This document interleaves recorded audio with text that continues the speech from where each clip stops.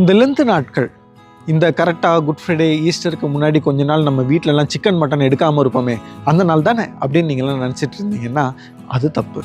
இது கிறிஸ்தவ சமுதாயத்தில், கிறிஸ்தவ பாரம்பரியத்தில் ரொம்ப முக்கியமான நாட்கள். இது என்னைக்கு தொடங்குச்சு அப்படின்னு சொல்லி உங்களுக்கு யாருக்காவது தெரியுமா? ஒரு சின்ன இன்ஃபர்மேஷன் கொடுக்குறேன், தெரியாதவங்க தெரிஞ்சுக்கோங்க. இந்த லெந்து நாட்கள் அப்படிங்கிறது இன்னைக்கு நேற்று ஆரம்பித்த ஒரு பாரம்பரியம் கிடையாது.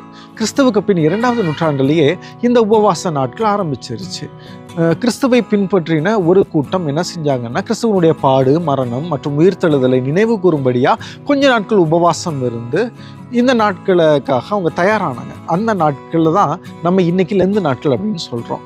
இதை கொஞ்சம் ஒழுங்குபடுத்துவோம் அப்படின்னு சொல்லி நெசையா குழு, இந்த நெசையா கவுன்சில் அப்படிங்கிற சர்ச் ஃபாதர்ஸ் என்ன பண்ணாங்கன்னா, கிறிஸ்துவுக்கு பின் 325 இதை ஒழுங்குபடுத்தினாங்க. இதை ஏன் ஒரு 40 நாட்கள் நம்ம கொண்டாடக்கூடாது?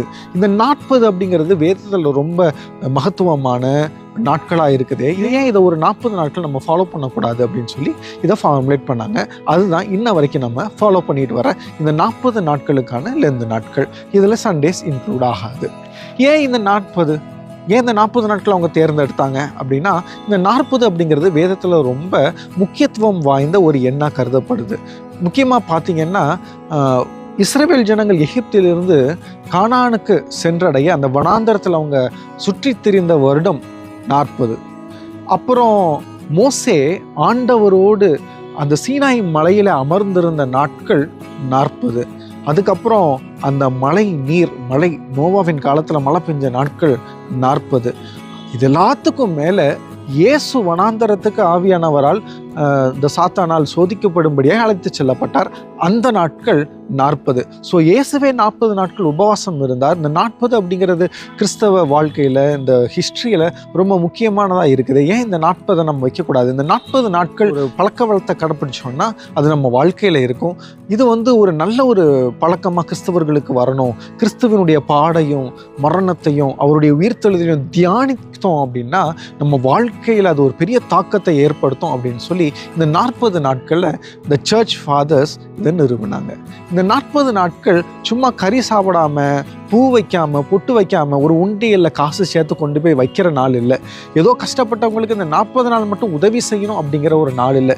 எதற்காக இயேசு மரித்தார், எதற்காக இயேசு உயிர்த்தார் அப்படிங்கிறத நாம் உண்மையாய் தேடி அதை அறிந்து கொண்டு அதை உணரும் நாட்கள். இந்த 40 நாட்களும் கிறிஸ்தவ சமுதாயம் சர்ச்சுகளுக்குள்ள இதை தான் பற்றி போதிக்கிறாங்க.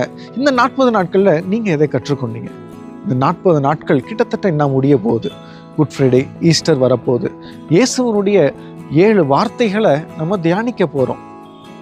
நீங்கள் தயாரா? இயேசு எதற்காக மரித்தார்னு உங்களுக்கு தெரியுமா? இயேசு உங்களுக்காக தாங்க மரித்தார்.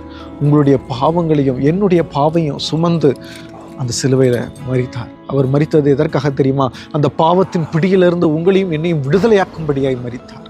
அவர் மரிக்க மட்டும் செய்யலைங்க, 3ஆம் நாள் உயிரோடு எழுந்தார். அதுவும் எதுக்கு தெரியுமா? உங்களோடு என்னோடும் இம்மானுவேலராய் கூடவே இருப்பதற்காக. இந்த லெந்து நாட்களை நீங்கள் விட்டுறாதீங்க. இந்த குட் ஃப்ரைடேல எனக்காய் மரித்த தேவன் அப்படின்னு சொல்லி அவரை இறுகமாக பற்றி கொள்ளுங்க. அவர் என்றும் உங்களோடு இருப்பார்.